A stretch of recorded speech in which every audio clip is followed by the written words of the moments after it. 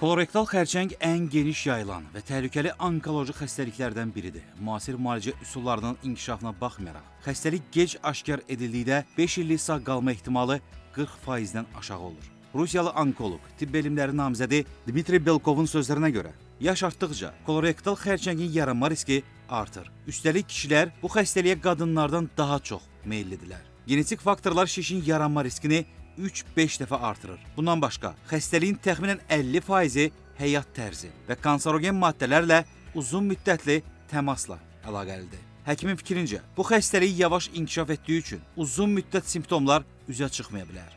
Belkov qeyd edib ki, bağırsağın sağ tərəfində yerləşən şişlər əsasən xroniki yorğunluq və halsızlıq, anemiya, çəki itkisi, periodik qızdırma kimi simptomlarla özünü büruzə verir. Bağırsağın sol tərəfində yerləşən şişlər isə qəbizli və ya ishal, qarın ağrısı və köp, bağırsaq keçilməzliyi, nəcisdə qan və irin qarışıqları, defekasiya zamanı kəskin ağrılar kimi əlamətlərlə özünü göstərir.